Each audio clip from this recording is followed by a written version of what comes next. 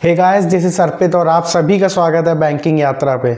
आज हम बात करेंगे प्लान बी के बारे में कि एक बैंकिंग एस्पिरेंट की लाइफ में प्लान बी होना चाहिए या नहीं होना चाहिए, और अगर होना चाहिए तो वो प्लान बी क्या हो सकता है। तो चलिए ज़्यादा टाइम ना लेते हुए वीडियो को स्टार्ट करते हैं। हम 3 टॉपिक्स पे बात करेंगे। पहले ऐसे एस्पिरेंट्स जिन्होंने अभी अभी प्रिपरेशन स्टार्ट करी, यानी कि जो फ्रेशर्स हैं।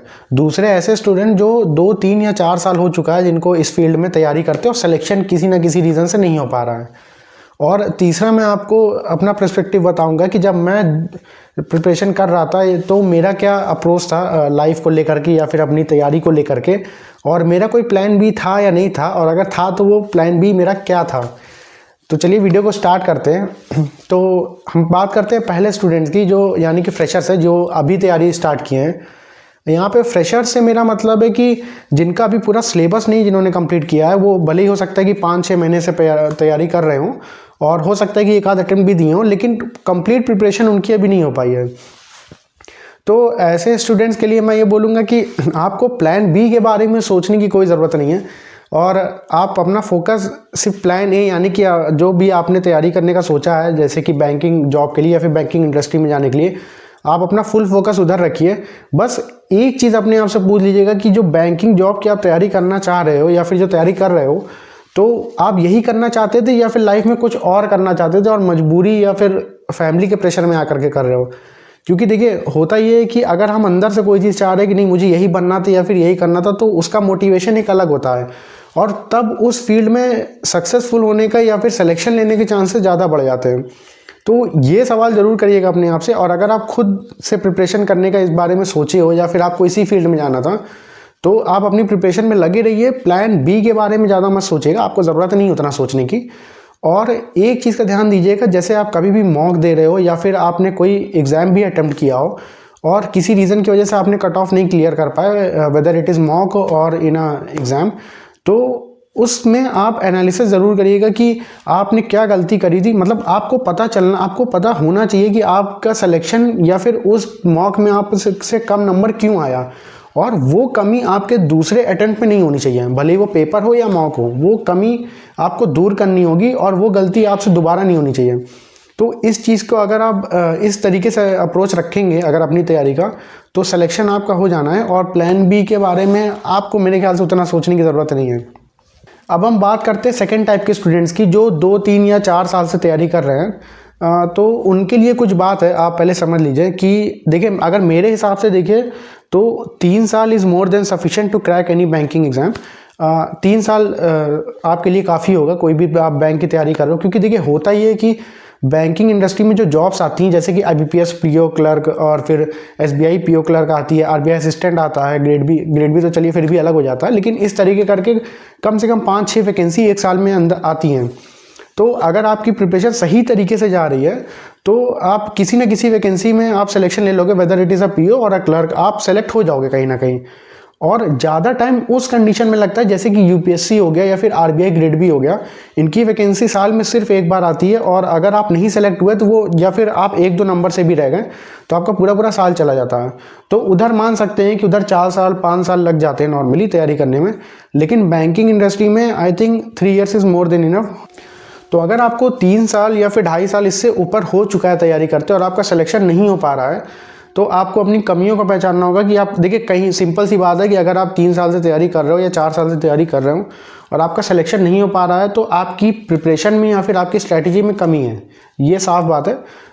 लक कई बार मायने करते हैं और कई बार नहीं भी मायने करता, क्योंकि देखिए, अगर आप पीओ में आपका लक नहीं काम किया तो हो सकता है क्लर्क में करेगा, IBPS क्लर्क में नहीं किया तो हो सकता है SBI क्लर्क में करेगा। तो कहीं ना कहीं तो सिलेक्शन आपका हो जाना चाहिए। और अगर 3-4 साल हो गए फिर भी कहीं नहीं हो पा रहा है, तो मुझे लगता है कि कहीं ना कहीं आपकी स्ट्रैटेजी में गड़बड़ है। जैसे मैं आपको एक बात बताता हूँ कि एक मेरे सीनियर थे, वो पढ़ने में बहुत अच्छे थे। उनकी जैसे मैथ्स और रीजनिंग बहुत मतलब एक्सीलेंट क्वालिटी की थी। अगर उनकी मैथ्स रीजनिंग 100% थी तो मेरी 60 थी। बस ये समझ लीजिए कि उनका क्या लेवल रहा होगा पढ़ने का। और हमेशा मतलब वो प्री हर एग्ज़ाम का निकाल लेते थे, हर एग्ज़ाम यानी कि बैंकिंग एग्जाम्स में जो भी फॉर्म भरते थे वो निकाल लेते थे। मेंस भी कई बार हुआ है, कई बार वो 2 या 3 बार आई थिंक वो इंटरव्यू से बाहर हुए हैं, 0.25 या फिर 2-3 मार्क्स की वजह से वो बाहर हुए हैं। उनको तैयारी करते 5 साल हो गया, और अब जा करके उनका सिलेक्शन हुआ है। अभी जो LIC ADO की वैकेंसी आई थी उसमें वो सेलेक्ट हुए हैं। इसका रीज़न एक ये था कि वो हिंदी मीडियम के स्टूडेंट थे और उन्होंने कभी इंग्लिश पे फोकस नहीं किया। उनको ये बात पता थी कि उनकी इंग्लिश वीक है, और इंग्लिश में मतलब इतनी वीक थी कि बस वो कट ऑफ क्लियर, मतलब हमेशा उनका ये माइंडसेट होता था कि वो कट ऑफ क्लियर करेंगे इंग्लिश की, बाकी जो उनका मेन मार्क्स आएगा वो मैथ्स और रीजनिंग से वो खींचेंगे, तो उसकी वजह से। और उनसे मैंने कई बार बोला भी कि भैया आप अपनी इंग्लिश पे भी फोकस करिए, क्योंकि आप सिर्फ 2 सब्जेक्ट को लेकर के नहीं चल सकते हो। एक सब्जेक्ट या तो मॉडरेट लेवल पे हो, 2 एक्सीलेंट लेवल पे, तब भी समझ में आता है। एक आपका एकदम खराब है और 2 अच्छे हैं, तो वो तो कहीं ना कहीं दिक्कत दे रही थी उनको। जैसे वो इंटरव्यू से बाहर हुए थे, अभी लास्ट ईयर वो IBPS और RBPO के इंटरव्यू से बाहर हुए थे 2022 वाले। उसका रीज़न ही ये था कि उनको इंटरव्यू में तो अच्छे मार्क्स मिले थे, लेकिन इंग्लिश की वजह से उनका मेंस में मार्क्स गड़बड़ाया था। और उन्होंने इंग्लिश ना अटेम्प्ट करके उन्होंने क्या किया कि हिंदी को स्विच किया, और हिंदी शायद वो नहीं कर पाए, ऐसा कुछ हो गया था, ट्रेजेडी हुई थी उनके साथ। तो मैं आपको ये बताना चाह रहा हूँ कि उनको ये चीज़ पता थी कि उनकी ये अंदर ये कमी है, उनकी इंग्लिश नहीं अच्छी है, लेकिन उन्होंने कभी उस चीज़ पे वर्क नहीं किया। जब मैं बोलता भी था कि भैया आप इस चीज़ पे वर्क करिए, तो उनका ये कहना होता था कि यार तैयारी करता हूँ, ट्राई करता हूँ, बट नहीं हो पाता, नहीं मन लगता मेरा इंग्लिश में। और इसकी वजह से उनको लगभग 4.5-5 साल लग गया तैयारी करते हैं। और वही अगर वो 1-1.5 साल में अगर अपनी कमी को समझ करके, या 2 साल में अपनी कमी को समझ करके, क्योंकि देखिए आप अगर 2-3 साल से तैयारी कर रहे हो तो आपको ये चीज़ तो समझ में आ जाता है कि आप क्यों नहीं सेलेक्ट हो पा रहे हो, और उस पर आपको फोकस करना पड़ेगा। आप भाग नहीं सकते हो किसी भी सब्जेक्ट या फिर किसी भी चीज़ से। जैसे मैं अपना एग्जांपल देता हूँ। बीइंग अ कॉमर्स स्टूडेंट, मतलब शुरू से मेरे अंदर ये था, जब कॉमर्स तो चली बाद में, स्टार्टिंग में भी अगर देखेंगे 1st से लेकर के 8 तक, तो मैथ से मैं बहुत भागता था। फिर उसके बाद जब बायो इंट्रोड्यूस हुई तो बायो भी मुझे नहीं सही लगती थी या फिर नहीं पसंद आती थी, तो उसकी वजह से मैंने कॉमर्स लिया था, ताकि मैथ्स और बायो दोनों से मेरा पीछा छूट गया। लेकिन जब मैंने बैंकिंग की तैयारी करने का सोचा तो वही मैथ्स मेरे पीछे पीछे आई। तो देखिए होता ये है कि आप जिस चीज़ से भाग रहे हो वो चीज़ ही आपके पीछे पीछे भागती है। तब मुझे ये चीज़ समझ में आई कि अब इससे भागने से कुछ नहीं होगा, इसको फेस करना पड़ेगा। और मैंने मैथ्स पे फोकस किया, और जो चीज़ जितनी ज़्यादा वीक है आपको उतना ज़्यादा उस पर टाइम देना पड़ेगा। और रीज़न आप जानते हो आप क्या हुआ कि मेरा सिलेक्शन हो गया। तो इस चीज़ का ध्यान दीजिए कि आपके अंदर जो भी कमी आ रही है और आप किसी रीज़न से नहीं सेलेक्ट हो पा रहे हो, आपको समझ में आ रहा होगा क्या रीज़न है, तो उस चीज़ पे आप वर्क करिए। और एक ये भी हो सकता है कि लक फैक्टर भी मैंने कई बार कर जाता है। मैं उस चीज़ से बिल्कुल इनकार नहीं कर सकता कि लक जैसी या किस्मत जैसी कोई चीज़ नहीं होती है, तो वो मायने करता है, मैं मानता हूँ। बाकी आप 2-3 साल से अगर तैयारी कर रहे हो तो मेरे ख्याल से आपकी प्रिपरेशन हो चुकी है। बस जो आपका वीक पॉइंट है उस पर थोड़ा सा काम कर लीजिएगा। और प्लान बी अगर आपके केस में हम बात करें तो प्लान बी ये हो सकता है कि आप सेल्फ इंडिपेंडेंट बनिए। मतलब कि आप इंडिपेंडेंट बनो, फाइनेंशियली इंडिपेंडेंट। जैसे कि आप ट्यूशन पढ़ा सकते हो, क्योंकि 2-3 घंटे या फिर 4 घंटे आप ट्यूशन पढ़ा करके 5-6 हज़ार रुपये तक कमा सकते हो। और इतना मुझे लगता है कि एक स्टूडेंट के लिए ठीक ठाक अमाउंट है महीना चलाने के लिए अपना। बाकी नॉर्मली जो थोड़े बहुत खर्च होते हैं वो आपके इससे निकल जाएंगे। इससे ये होगा कि एक डिपेंडेंसी आपको नहीं आएगी कि आपको बार बार अपने पेरेंट्स से पैसा, क्योंकि देखिए एक एज हो जाती है और एक उम्र हो जाती है, तो फिर वो चीज़ ख़राब लगती है कि मम्मी 200 दे दो, पापा 1000 रुपये दे दो, ये लेना है वो लेना है, तो वो चीज़ कहीं ना कहीं ख़राब लगती है, मैं समझ सकता हूँ। या आप ये कर सकते हो कि आप ट्यूशन पढ़ा सकते हो, या फिर कोई एक प्राइवेट जॉब पकड़ सकते हो अपने ही शहर के अंदर। कोशिश करिएगा आप प्राइवेट जॉब पकड़िए, और तो इससे ये होगा कि आप फाइनेंशियली इंडिपेंडेंट रहोगे, थोड़ा बहुत पैसा आएगा, माइंड फ्री रहेगा। और जो मतलब मुझे ऐसा लगता है कि 4-5 घंटे अब आपको पढ़ाई के लिए चाहिए होंगे, 5 घंटे मान चलते, तो 5 घंटे आप जॉब के साथ भी निकाल सकते हो। लेकिन ऐसी जॉब पे फोकस करिएगा जो बहुत ज़्यादा माइंड पे आपके प्रेशर ना डाले कि आप अपनी पढ़ाई ही ख़त्म कर दो।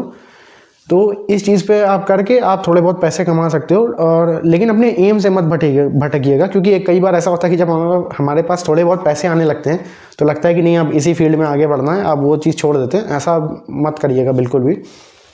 और दूसरी चीज़ आप ये कर सकते हो कि कुछ और कॉम्पिटिटिव एग्ज़ाम्स के पेपर भर सकते हो। कौन से एग्ज़ाम्स? ऐसे एग्ज़ाम जिनका सिलेबस बैंकिंग एग्ज़ाम से काफ़ी ज़्यादा मिलता जुलता हो, उनके एग्ज़ाम भर सकते हो। बिल्कुल भी अलग पैटर्न पे मत जाइएगा। जैसे कि आप बैंक की तैयारी कर रहे हो तो सीधा यूपीएससी में मत जंप मार दीजिएगा कि ठुकरा के मेरा प्यार मेरा इंतकाम देखेगी। तो यूपीएससी पे जब नहीं मारना है, क्योंकि उसका सिलेबस और हमारा सिलेबस बहुत ज़्यादा अलग है, तो फिर उधर आपको ज़ीरो से स्टार्ट करना पड़ेगा। ऐसी गलती मत करिएगा। आप एसएससी, रेलवे ये सब फिर भी देख सकते हो, क्योंकि कई बार ऐसा होता है कि कुछ लक फैक्टर भी हमारा नहीं साथ देता है। तो एक फील्ड में हम कॉन्टीन्यूसली प्रिपरेशन कर रहे होते हैं और हम ईमानदारी से मेहनत करते हैं, लेकिन कुछ चीज़ों की वजह से नहीं हो पाता, कुछ एक्सटर्नल फोर्सेज जो हमारे कंट्रोल में नहीं होते। तो आप दूसरे फील्ड में वही स्टूडेंट जाते हैं तो वो एक ही अटैम्प्ट में या 2 अटैम्प्ट में पेपर निकाल लेते हैं। तो आप ऐसा ट्राई कर सकते हो, लेकिन फिर वही बात है कि ऐसे पेपर की तरफ बिल्कुल भी मत जाइएगा जिसका सिलेबस आपके बैंकिंग से बिल्कुल भी अलग हो। जैसे अभी इसके पहले मैंने एक वीडियो डाला था शैलेन जी का, तो उस वीडियो में भी उन्होंने जिक्र किया था कि वो एसएससी की प्रिपरेशन कर रहे थे और साथ ही में उन्होंने बैंकिंग का एग्जाम भी डाला था। तो आईबीपीएस पीओ का, शायद मुझे एग्जैक्ट नहीं याद है, आईबीपीएस का पीओ या आरआरबी पीओ का उनका कोई प्रीलिम्स निकला था और मेंस में वो रह गया था, मेंस में उन क्वालिफाई नहीं कर पाए थे वो। तो उधर से उनको समझ में आया कि नहीं, बैंकिंग इंडस्ट्री उनके लिए नहीं है, उनको एसएससी पे ही फोकस करना है। वो एसएससी की तैयारी पहले भी कर रहे थे, लेकिन वो बैंक पे भी चले गए थे। लेकिन उधर उनको समझ में आया कि नहीं, बैंकिंग सेक्टर पे नहीं जाना है और एसएससी भी जाना है। और आप जानते हो कि उनका सिलेक्शन हो गया। आप वो वीडियो देख सकते हैं, उससे आपको काफ़ी चीज़ें समझ में आएगी कि तैयारी कैसे करते हैं या फिर क्या चीज़ें हो सकती हैं। तो ये था आपके लिए, जो ऐसे स्टूडेंट जो 2, 3 या 4 साल से प्रिपरेशन कर रहे हैं, और आप अपनी कमियों को पहचानिए, कमी क्या है उसके हिसाब से आप अपने काम करिएगा। अब मैं बात करता हूँ कि मेरी अप्रोच क्या थी जब मैं तैयारी कर रहा था। तो देखिए, to be very straightforward, मेरा कोई प्लान बी नहीं था। मेरी लाइफ में कोई प्लान बी था ही नहीं। मतलब मेरे साथ ऐसा सीन था कि मैंने फर्स्ट ईयर, जब मैं बीकॉम फर्स्ट ईयर के स्टार्टिंग में था, तभी मैंने दिमाग में ये चीज़ आई थी कि मैं बैंकिंग की प्रिपरेशन करूँगा, क्योंकि कॉमर्स स्टूडेंट था। तो बहुत लोग बोलते अच्छा कॉमर्स वाले हो बैंक में जाओगे, तो वो सब धीरे धीरे फिर मैंने सर्च किया, समझ में आया कि हाँ सही है, मैं इधर जा सकता हूँ बैंकिंग इंडस्ट्री में, मतलब ये वो चीज़ है जो मैं कर सकता हूँ, या फिर मुझे इस चीज़ में इंटरेस्ट आएगा अगर मैं ऐसी जॉब करूँगा। तो उधर से मैंने प्रिपरेशन का शुरू किया। फैमिली कंडीशन बहुत अच्छी नहीं थी मेरी, मतलब ऐसी कंडीशन थी कि फैमिली सही मायने में मेरा खर्च भी नहीं उठा सकती थी। तो मैं ट्यूशन पढ़ाता था, 2 दिन ट्यूशन में पढ़ाता था और उससे मैं अपना खर्च निकालता था, क्योंकि फैमिली मेरी उतनी अच्छी कंडीशन नहीं थी कि मेरा मंथली जो एक्सपेंस होता है या फिर जो नॉर्मली, क्योंकि बहुत खर्चीला मैं शुरू से नहीं था और अभी भी नहीं हूँ, लेकिन उतना भी नहीं अफोर्ड कर पा रहे थे। तो आप समझ रहे होंगे कि मेरे पास कोई बैकअप नहीं था, जैसे कि बिजनेस का कोई बैकअप नहीं था या फिर कोई बहुत कैपिटल नहीं था कि मैं कुछ और लाइफ में कर सकूं। तो मुझे ये चीज़ पता था कि मुझे इधर ही जाना है। और एक बात ये भी मेरे दिमाग में थी कि अगर मैं बैंकिंग सेक्टर में सक्सेसफुल नहीं हो पाया या फिर मैं जॉब नहीं कर पाया तो मैं लाइफ में कुछ नहीं कर पाऊंगा।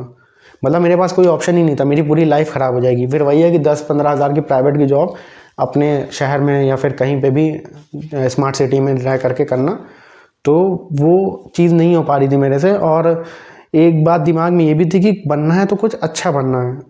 तो आप समझ रहे हैं कि मतलब मेरे पास पीछे मुड़ने का कोई रास्ता नहीं था, मेरे पास कोई प्लान भी जैसी चीज़ नहीं थी। तो उस कंडीशन में जी जान लगा के प्रिपरेशन किया और मेरा सिलेक्शन हो गया।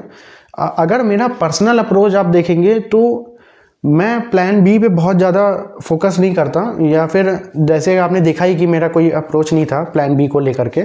और मैं प्लान बी बहुत ज़्यादा इंसिस्ट भी नहीं करता कि एक स्टूडेंट की लाइफ में प्लान बी होना चाहिए। ये मेरा पर्सनल अप्रोच है। और ऐसा इसलिए क्योंकि मुझे ऐसा लगता है कि अगर आपके पास प्लान बी है, मतलब कि जैसे कि अगर आपके माइंडसेट में ये चीज़ है कि अगर कोई नहीं यार, अगर ये नहीं हो पाया तो मैं ये कर लूँगा, या फिर ये नहीं हो पाया तो मैं ये कर लूँगा, तो 90% चांस है कि आप पहली वाली चीज़ में सक्सेसफुल नहीं होंगे, क्योंकि आपके दिमाग में वो बात है कि यार ये नहीं हो पाया तो मैं इधर कर लूँगा। उस हिसाब से आप वो हार्ड वर्क या फिर वो डेडिकेशन आपके अंदर नहीं आता है कि नहीं भाई इसे करना ही करना, अगर नहीं हो पाया तो मैं मतलब अब मेरी लाइफ पूरी ख़त्म हो जाएगी, कुछ बचेगा नहीं मेरी लाइफ में करने के लिए। ये मेरा पर्सनल अप्रोच है। तो इसलिए मैं कभी भी प्लान बी पे फोकस नहीं किया। मैं ट्यूशन पढ़ा करके अपनी चीज़ें चलाता था, प्रिपरेशन करता था, 7-8 घंटे की पढ़ाई, जो भी जिस हिसाब से निकल जाए, 7-8, कभी 10, कभी 5-6 घंटे भी हो पाती थी, उस हिसाब से मैंने तैयारी करी और मेरा सिलेक्शन हुआ। तो आपको क्या लगा इस वीडियो को सुन करके, या फिर आपको क्या लगता है कि प्लान बी जैसी चीज़ें होनी चाहिए या फिर नहीं होनी चाहिए, ये चीज़ मुझे कमेंट बॉक्स में कमेंट करके बताइएगा। और अगर आपको कोई और टॉपिक्स से रिलेटेड प्रॉब्लम आ रही है तो ये भी मुझे कमेंट बॉक्स में बताइएगा, हम आपके लिए उस टॉपिक पे वीडियो लेकर के आएंगे। तो चलिए मिलते हैं नेक्स्ट वीडियो में, तब तक के लिए खुश रहिए और मेहनत करते रहिए। Thank you.